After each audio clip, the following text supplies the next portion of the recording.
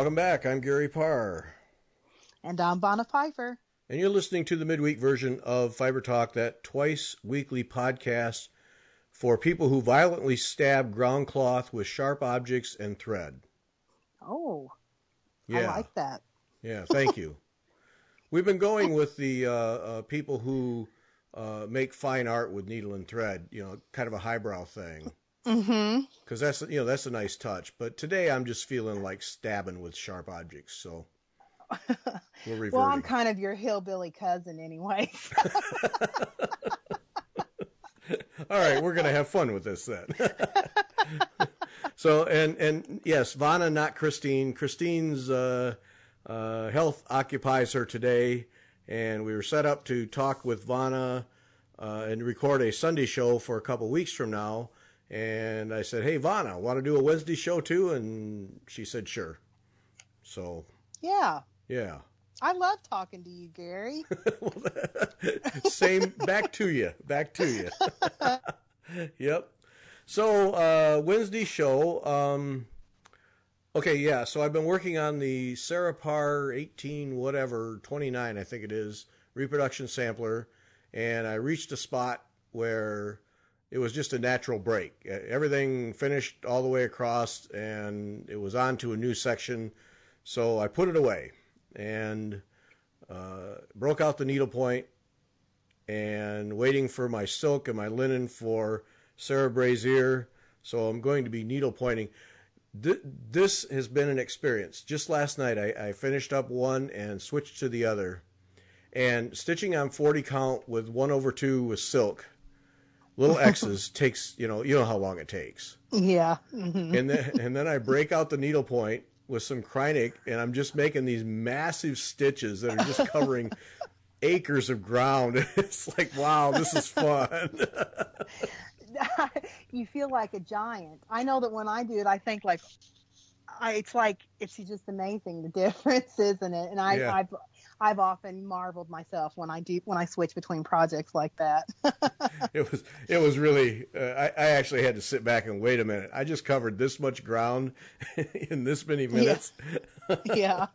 So, yeah. And now I've got two giant, actually 4 giant double fan doubles that, it'll cover a space by like 3 by 3, each one of them. Mm-hmm. Yeah. And then when I'm done with those, then it's just background around the edges and I'm done. And that's it. Right. And, yeah. Tearing it up. So that was a bizarre experience. Yeah. And then back to little X's on 40 count. Yep. So that was weird. So, so that's my deal now. Back to the needlepoint. Big needles, that was the other thing, going from a size 26 or 8 needle to a 22, I think it was, or a 20. It's like, what's this club that's in my hand? That's right. Yeah. Or like a nail. I always think it's like a nail. Yeah. This big 6-penny nail I'm stitching with. That's right. Yeah. So that was pretty weird last night. Yep. So, you're busy finishing stuff, but what projects you got something going yourself? I do. I finished on Mother's Day a Little House Needleworks. It was actually the very first Little House Needleworks pattern that I had ever bought, and I had stitched it for a friend of mine that got married and gifted it to her like in 2005, 2006. But I've always loved that pattern, and I always put it, someday I'm going to stitch this for myself. Well, I pulled it out about 3 weeks ago and decided I'm going to stitch this for myself. And I finished it on Mother's Day and turned out really great. I stitched it on 40 count, cream linen, just plain cream. It just really turned out nice. And then last night I started With Thy Needle and Threads Summer in Baltimore, which is will go in my patriotic room in my corner cabinet, and it's like a stitching tray. You stitch it, and then how she has you finish it is on a paper mache box, and it's an open tray. It's a really cool finish that Brenda Gervais did, and so I started that last night. So, yay me! That patriotic room's got to be getting full here pretty quick. It's I think any stitcher, and you yourself will say, well, I don't know, you get a lot of stuff done, it seems like. But I kind of stalled on my early Americans. I only have 3 more to do, and I don't know what my problem is. How come I'm not pulling it out? But once I have that one finished, that's a very large piece. So my walls will pretty much be full in the patriotic room after I get that piece finished and framed. And it's pretty full. I think I'm about done. That's why I'm thinking about new walls. What walls? I want to do a bee wall with nothing but like bee samplers on a wall. And Little House has a really nice bunch of different inns and taverns, and which the Blackbird Inn was one of those. And I think I want to do those all on small count linen so that, when they're framed, they don't take up as much room. And I think I want to have a inns and taverns in my kitchen. So I was thinking about that while I was stitching Blackbird Inn. So. Now, does your husband know that you're putting an addition on the house? Have you discussed that part with him? He always, he's very supportive about that. He's very particular about holes in our drywall. So I have to he'll always go, well, let's think about it before we hammer anything, and so I'll have to lay it against the wall, and we have to look at it and think about it. But he's been pretty good about it. And we have a pretty, good size home, I guess, with, 6 of us living here. And I really have pretty many walls yet to fill. So I think I'm good for a while here, I hope. Well, I have to say, in your FlossTube videos, if someone knows what you do basically for a living around the clock, you would expect to see walls just covered, and you've obviously restrained yourself or been restrained, one or the other, because your walls are not packed with stuff. It's tastefully done. So thanks. Credit for that. Well, I have a lot on my walls, but that grouping, in my FlossTube videos, if you look behind my shoulder, there's 9, I think, or 12 that's behind me on that one wall. And that's the most I have on one wall all over my house. But I have a lot of samplers, reproduction samplers, out on our fireplace. And I have stitching all over my house. But I thank you. I thank you for saying that it's tastefully done, because I don't want it to look garish or overdone. You know what I mean? Right. So I do, and I swap out. I do a lot of seasonal stuff. So, I put my seasonal stuff away for bring it out only once a year. So, well, and that's just it. Someone who cranks out the number of things that you do and are able to get them finished, they aren't sitting in a drawer somewhere. It would be really easy to overdo the home decorating in a hurry. And and then you can. There is some point. Yeah, there's some point where it's just overload. Yeah. Right, and you just get. Yeah, when you're right, when is enough? And so you got to think. I try to think about what I'm going to, when I stitch, I try to always think about what I'm going to do with it or how I'm going to finish it. And so that's kind of how I choose my projects a lot, I think. I don't know. What am I saying, Gary? I'm nuts. I just go for it. But you go for it. But there is that. It's just real easy to do because you finish something and get it framed, or in your case, make a stand up or something, and then you want to show it off, and then you put that out and then that out, and then over time you just adjust to it, and then one day you walk into the house after being gone for a week and go, holy smokes, what happened in here? Yeah, I don't want that. Yeah. But it could get out of hand. That's why I try to keep with themes. You know what I mean? I think that kind of helps. Yeah. If you have I want a theme in this room and a theme in that room, and I think that kind of helps a little bit. Maybe I don't know. Maybe not. See, for me, it's never going to be a problem because I have no vote in decorating. So, just my husband really doesn't either. I don't think. Yeah. Kinda he does, but holes in the wall. Yeah, I've heard of people who are always concerned about that, putting holes in the drywall. Yeah. Mm-hmm. Yeah, he really is. Well, and he's an engineer too, so Oh, there it is. That's right. There it is, right there. Yeah, yeah. It's genetic. He can't help it. No, he can't. Yeah, we give him a pass. He just simply can't help it. Yep. Hey, I was going to ask you. We'll talk about the Sarah Braizear Stitch Along coming up, but one of the things that we're running into is not having. We simply can't get linen and we can't get silk thread. It just the demand has been so high and so quick that we haven't been able to get it. And I was wondering, as much stitching as you do, are there ground cloth and or thread that you buy in quantity? Like, is there a linen where you might go and buy 2 or 3 yards just to have it so that it's always there when you want it? Do you take that approach? I do. Yes, I do take that approach. And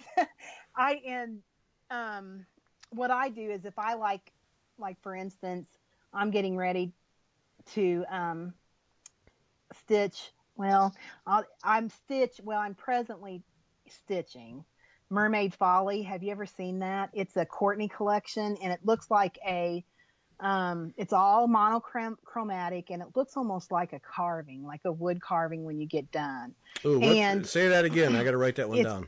It's called Mermaid's Folly, and it's by the Courtney collection, and it's huge, Gary. It's like the piece of linen is like a half a yard. Not kidding. Oh. And what I do frequently is people don't realize, I think, that you can buy yards of linen and stuff. But if you go to your local needlework shop and you say, you know what you want, you can say, I want to buy a yard of lamb's wool or whatever. And so, yes, I do frequently buy yards of linen. And in the long run, it's cheaper because you're going to get a lot of projects out of 1 yard of linen.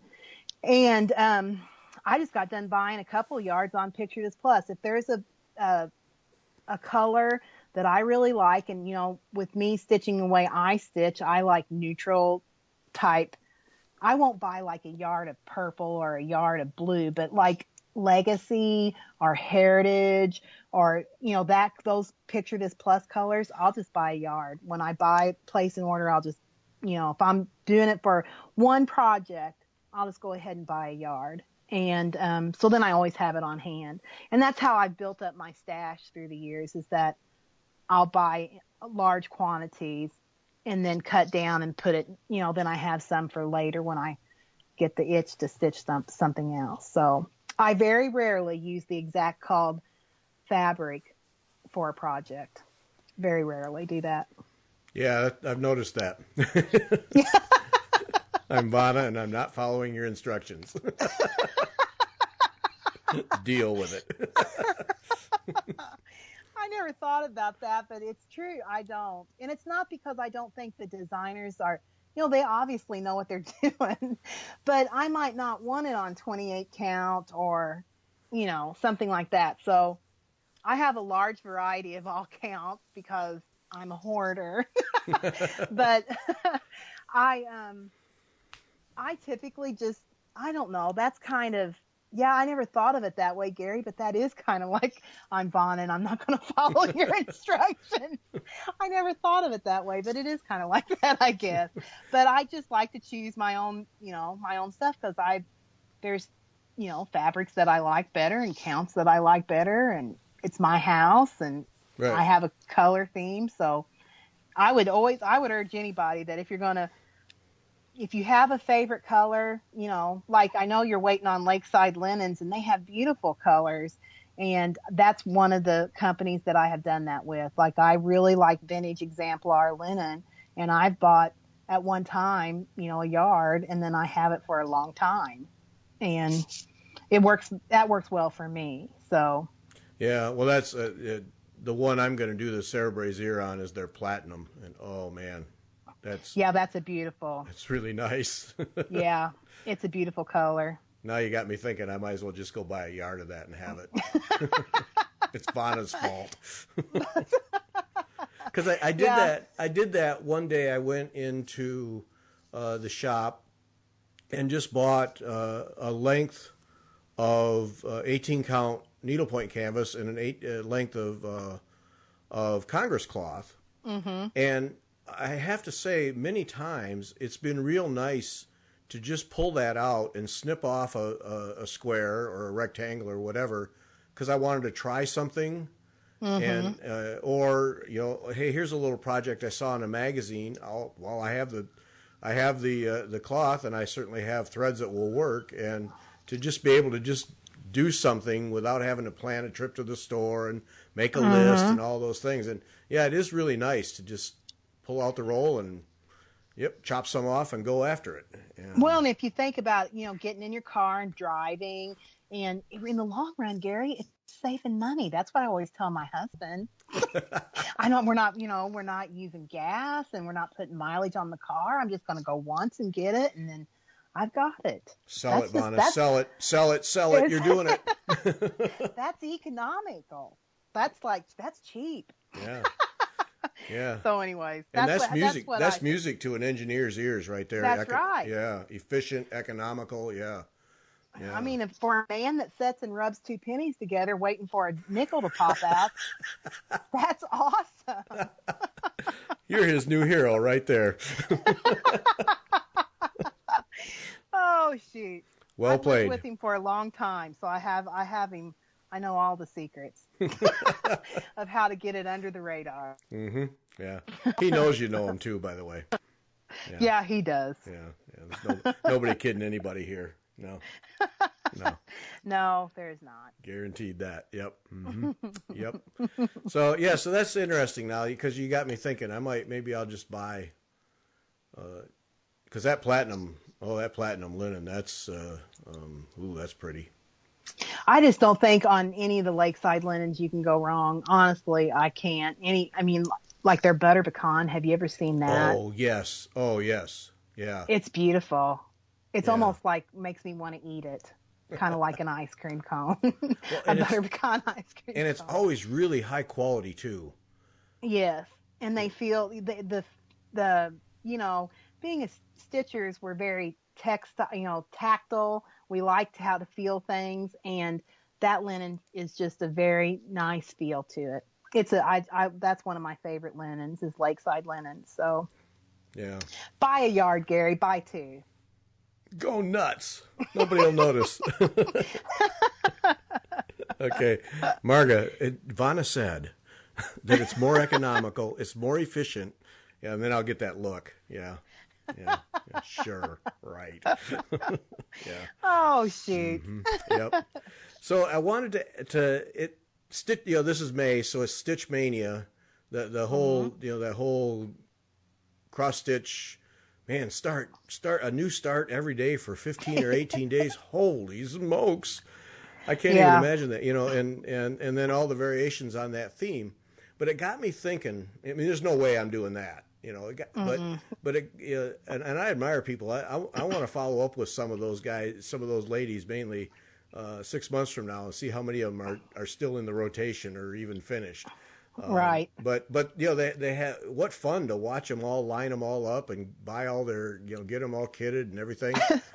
What cracks me up about this whole Stitch Mania thing, which, every day is Stitch Mania for me. A lot of times I feel like, but, I love watching, we all have our favorites of who we watch on FlossTube and stuff, but I watch a huge amount of FlossTube, and I love have you ever just sat and thought about how much time people put in just to the plans of what they're going to stitch, choosing their projects and then all of that. It's just it's really kind of mind blowing when you sit and think about it. And then another thing, and always and I just mean this in good jest, funny, is that you'll see one video where they planned, how 31 starts or 18 starts or however many, and they've got them all down. And this is my list, and this is what I'm going to do.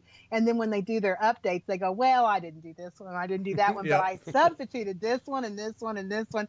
And I just that's why I tried not to say anything about plans, because I'm the very same way. I just have evolving ideas. I don't have plans because they always change. Yep. So, I mean, yes, I enjoy watching it, and I don't participate in it, but it's fun to watch. Yeah. So, Well, and see that it amazes me, and I have no interest in doing it because mm, I've got enough started already. I don't need to start 15 more in 15 mm, days. mm-hmm. But it when you watch it, if you step back, it's look how much fun people are getting out of the hobby. All these people, how much fun they're getting out of the hobby.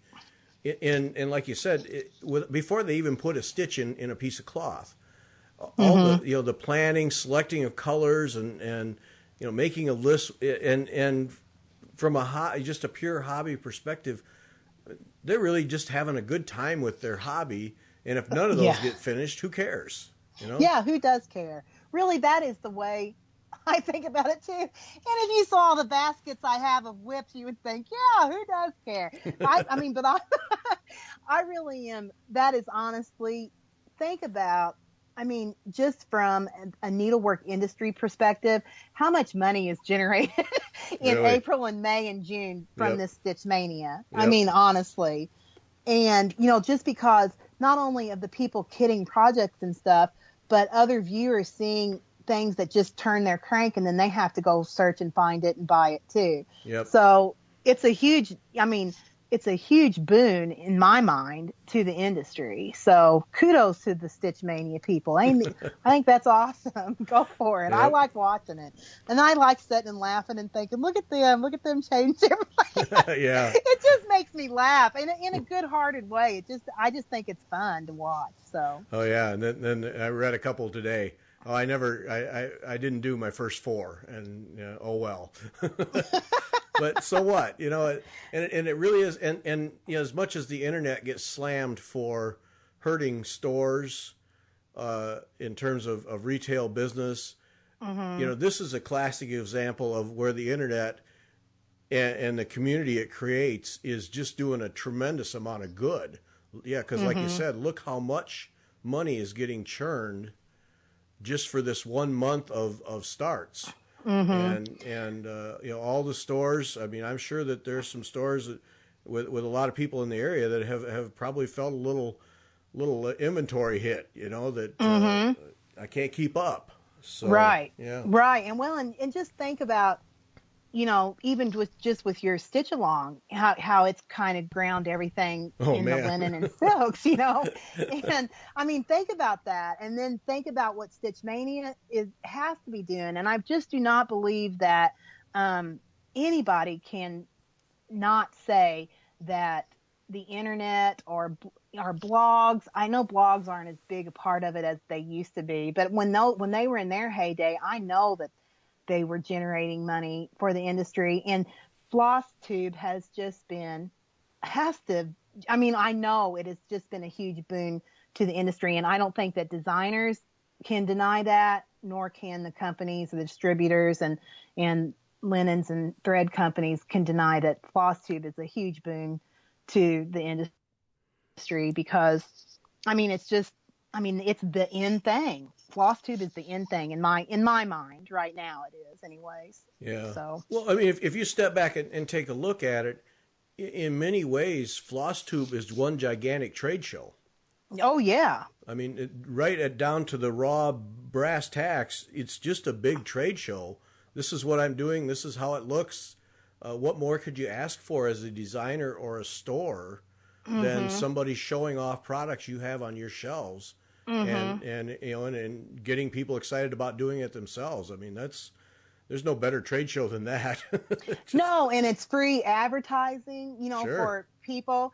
I mean, like Rolla Frames. I mentioned Rolla Frames a couple of years ago, and that Dan King is the owner of that company, and he just sent out a thing on Facebook tonight that said, I'm working overtime. I'm working as fast as I can to get, orders out to all the people, and please don't blame your shops. It's me. I'm going as fast as I can. Well, just 2 years ago, he didn't have business like that. And not that I'm saying that I single-handedly saved his business. I don't mean it that way, but it was just by word of mouth that Rolla Frames has gotten to, to what he is right now. And he is a super sweet man. He's supporting his family. buy this business, an American-made product. It's a good product, and I'm glad that he's getting as much support as he's getting for it, and that he's as busy as he is, because busy is good, and busy is profits, and busy is taking care of his family, and I'm happy for Dan King. So yeah, I mean that's all because of FlossTube. I didn't know about roller frames before FlossTube, so and it was just a fluke, and so. Yeah, and he is a great guy. Got to spend some time with him at Nashville.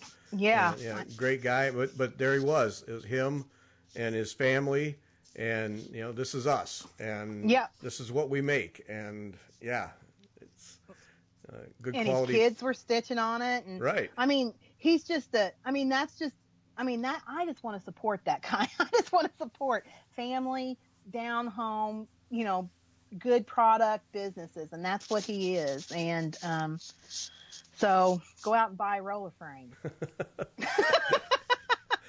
And that ends the commercial. That's right. And I wasn't even planning on saying that, but that was just an example of FlossTube has just been has to have been, because think about it this way too. I would have never stitched on some of the colors that people show on FlossTube had I not seen how things look on those colored ground cloths that they chose. You know what I mean? Right. And, that's just, an eye opener to me.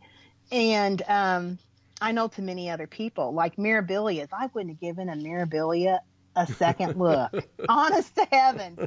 And, you see them, that is totally not me. That's not my style.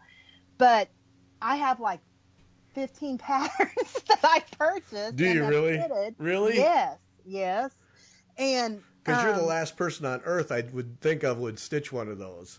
Yeah, I got the mermaids of the deep blue going because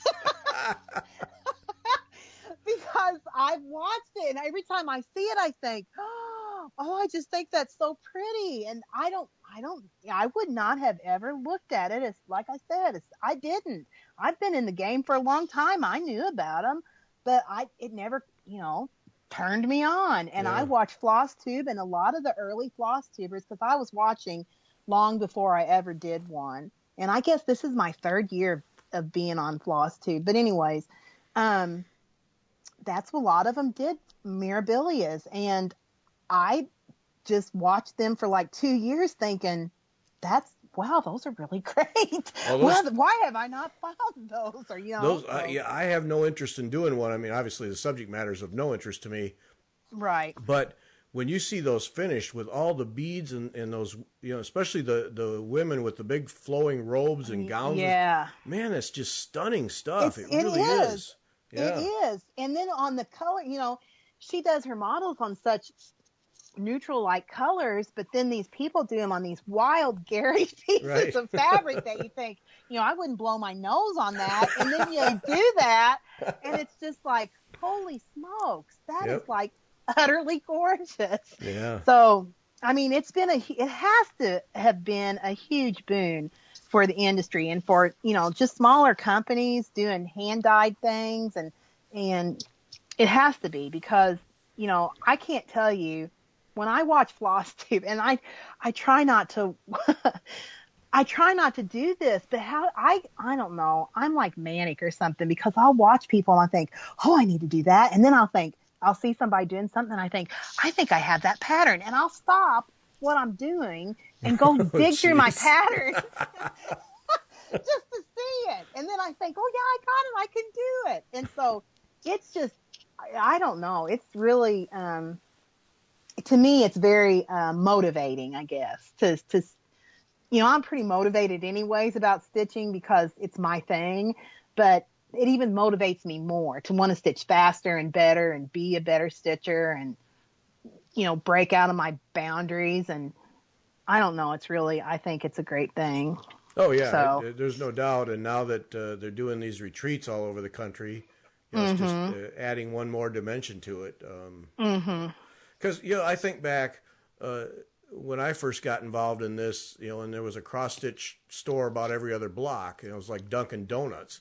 And, right. They were just everywhere.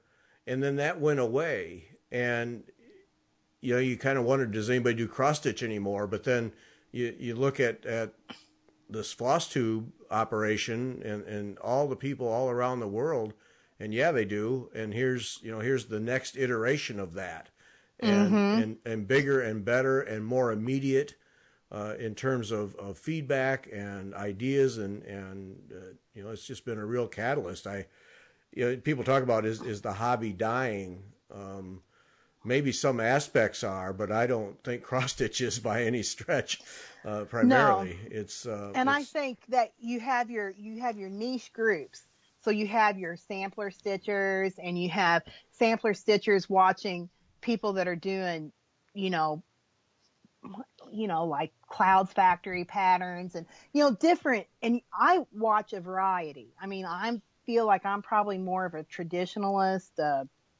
I'm not a purist, but I'm more of a traditional, I guess, type stitcher. But I still enjoy like watching the Clouds Factory, all those SALs that they have, that they do with each other, some of them, the younger people.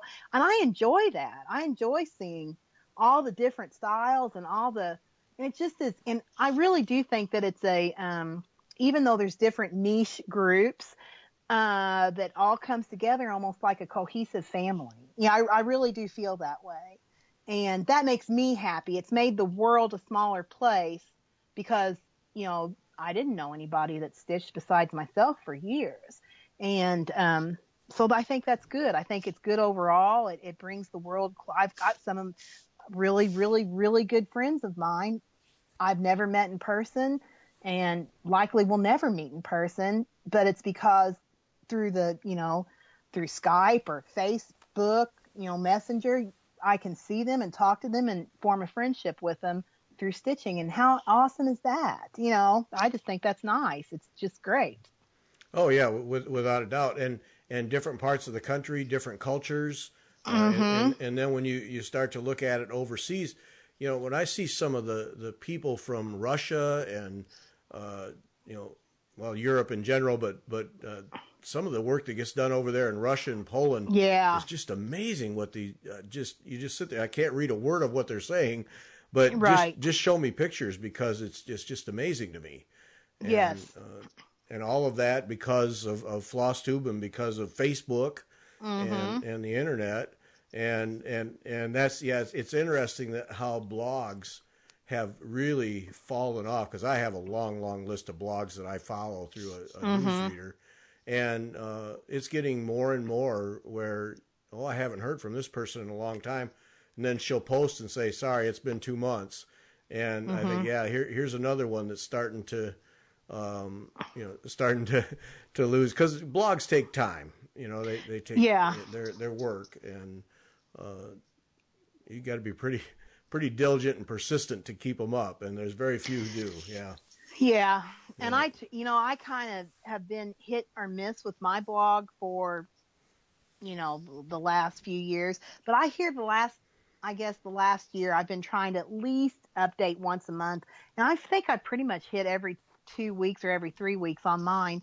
And I do that not necessarily just because I want to share it, but it's just that a lot of my core audience has been a long time, 12, 14-year follower of mine, and I don't want to let them down. And I know that sounds pompous, and I don't mean it like that, but I mean, they truly, genuinely care about me and what's going on in my life, and I want them to know, hey, I'm still here, and if you don't watch me, because a lot of them have said they will not watch FlossTube. They don't want to. And that's fine. And if that's the medium they like, well, I'll share on there too. So I've had a lot, like I said, a lot of my core audience, I feel like, followed me from my blog days. And they're kind of dying, and that's kind of sad. But, think of the bulletin boards. Before blogs, it was the bulletin boards. Right. And who does a bulletin board anymore? Nobody. Mm-hmm. Well, that was when Christine and I first started doing podcasts, and we're doing one, and I started putting them up on Sunday, and it was really just because Sunday was a day that I had a chance to clean up the file and get it posted and so on and so forth. But we really didn't have any plan. It was just, let's try and do this and see if there's anything to it. And you talk about people who come to count on you. it was a couple months in, and I heard from a doctor in New York. He wrote and he said, "I really appreciate these. You guys are my Monday morning commute." Oh.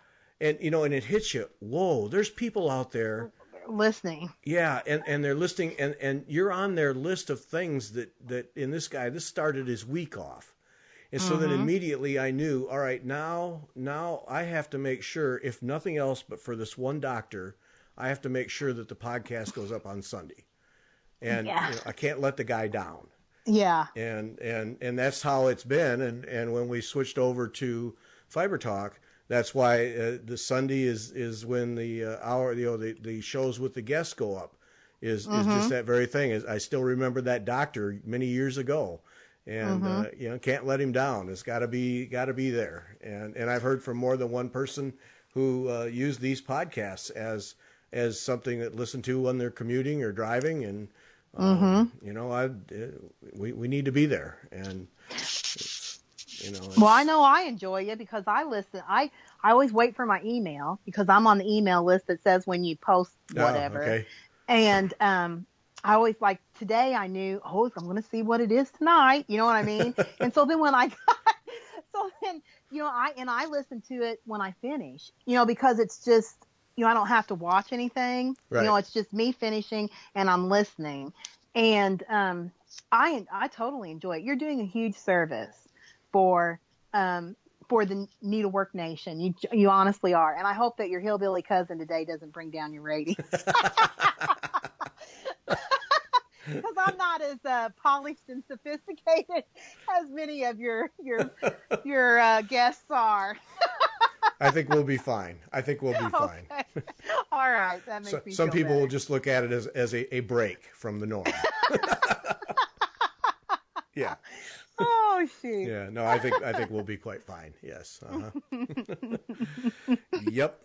So, okay, before we run out of time here, we do need to talk about the Sarah Braizear Stitch Along that we're doing with Sassy Jacks. And I cannot believe this. We are at like 615 people in less than a month. That's amazing. Yeah, I just cannot believe that, but it's just been fantastic.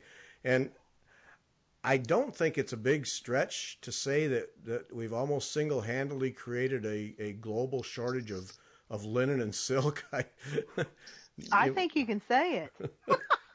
I think it's truth, Gary. I fear that it is, yeah. People cannot get silk thread, and they cannot get linen, and there's a lot of people waiting. I'm one of them. Can't get it. But it's it's so much fun just watching these early stages here as people try to get there, because the Stitch Along doesn't even start till the 6th of June, and already there's just been an awful lot of activity, and we've got several things planned. One of them is Jacqueline, who stitched the model, is going to join us, and I got to handle the model when I was at the attic. Oh, it's a big, beautiful beast. Wow, is that nice? It's a beautiful sampler. Yeah, it really is. And Jacqueline, of course, every stitch, absolute perfection. So, it was when I'm doing the video with Jean Lee, which wetalkfiber.com/Sarah B, SARAHB. You can see that video. But when I'm doing the video and you're moving the camera over and we're looking at the different motifs, I caught myself more than once going, wow, look how beautifully this is stitched. I mean, it's just perfection all over the place. And, oh, man, just if I could even get half as good as that, it would be worth everything. Oh, Gary, I've seen your stitching. Your stitching is beautiful. Well, honestly, thanks, I'm not just saying that. And I've seen a lot of stitching, and your stitches that was the first thing I noticed on your stockings, and that is a hard ground cloth to stitch on with that, and your stitches were beautiful. And I'm not just saying that. Well, I mean thanks for that. Thanks for that. I always think there's another level better. So, no, I think you're pretty much. I think you could. I bet you're Sarah. How do you say your last name? I always want to say Braizear. Well, it's Braizear, and you say that the first time that we talked with Nicola. That's what I said. It was Braizear, and she got a little embarrassed. She says, "Oh no, that sounds like Oh, it does, doesn't it?" Because it never occurred to me. I mean, I was just going by the word there. She says, "No, it's Braizear." Okay. Braizear. Okay. Gotta be careful. Well, it's beautiful, and I'm certain that yours is going to be gorgeous. How long do you think? I listened to the Nicola and you talk about high counts and big projects and all that stuff, and see that this scares me, that kind of sampler. And it does, because that's a big commitment. That's a huge sampler. Yeah. Well, see, I just take my lead. I asked Nicola about this a while ago, and because I had the one that I'm working on right now, I just ground my way all the way across the cloth doing an alphabet. And I got to the end. It's like, oh man, that was torture. I'm glad that's done. And I thought, wait a minute, if this is what this feels like, I'm not finishing this thing. But then when I mentioned it to Nicola, it was basically what are you doing? Why are you doing that? You've got all these elements to stitch, all these different colors in different places. Just do what strikes you at the moment and make your way through the thing and enjoy. Tonight I'm going to stitch this bee and that's going to be it.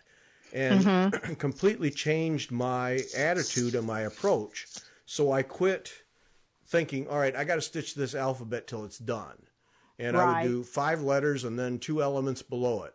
And so that's the way I've approached this. And it's just, now it's much more enjoyable. So, that's a good, I have a friend that calls it small goals. I have small goals. But see, I would approach it like you approached it. Like, I'm going to get this alphabet done come hell or high water. You know what I mean? Yep. And and she always seems like she just effortlessly gets large projects done, while I'm like, dipping around back at the start line. She's finished. So that's a good, so that's a good way to, and she always says, Vonna, you have to do small, attainable. She calls it small, attainable goals. So that's, what Nicola was saying. And so that's, but I don't know. I need to take a pill to calm me down or something, because my brain doesn't work like that a lot of times. But that is a good approach, I think. And I need to think about that too more, because, like I said, I'd love to do a sampler like that, but I'll be honest, it scares me. Well, but see, this one is perfect. This one is perfect because, and I use this in a positive way. The thing is littered with little items. Just littered. So I've got a half hour. Okay, I can sit down and knock off this little insect right here. Right. And you made some progress and you had a little enjoyment and you move on and, go vacuum or do the gardening or whatever. But no, I think this is a perfect one for that, because there's so many things scattered all over that thing. All over, I have 40 count, 30 by 30 inches, just so many motifs of different sizes and colors that you can have those little goals. I got it. And come back, later on and knock off another one. And I'm really looking forward to doing this one as big as it is, just because of that. There's just so many little things that you can do. And then the border with those double satin stitch bands all the way around. Yeah. That's just stunning. It's just stunning. Isn't it gorgeous? Yeah. And I will be anxious. Well, I did watch your video is up, because I think that's the one I watched with her, right? You showed the one with Jean Lee. Right. Holding that. Oh yeah. Okay. Yeah. See, I get these names mixed up. Well, that is beautiful. And then when you do it yourself, it's even going to, well, you've seen it in person, we haven't, but when you do it yourself, that's what it's just like, gosh, it's so pretty, Yeah. Yeah. And I was, there's several people, because silks just aren't available. I think some people, one, to save money, because a lot of skeins of silk floss, but also a lot of people have just gone to DMC. Because there's Nicola provides that. I have to say, I've looked at those DMC, people have already started with DMC floss. Wow, those colors are rich. They're really rich. They're beautiful. And, I've been tempted. I really have. Because people, DMC, that's just the everyday working person's floss, and I think we take it for granted. And then when you see it stitched in a sampler like that, the colors are just so rich and and they go together so well. And it's like, what's wrong with DMC floss? It's just perfect. And boy, there's a couple ladies that have gotten through several pages already. And boy, I'll tell you, I'd be mighty proud of if that were mine, because it's, it's just beautiful. And, yeah. What is that on Facebook? Is it a SAL on Facebook? Yeah. I mean, how are you doing that? Is the group is on Facebook? Yeah, it's you just have to ask to join. But go to you can search for it, but there's a link on WeTalkFiber.com. It's there more than once, but it's on our Fiber Talk. It's off of our Fiber Talk Facebook page. Okay. So easy to find. Yeah. Yeah, because I'm on that, so I'll have to look at.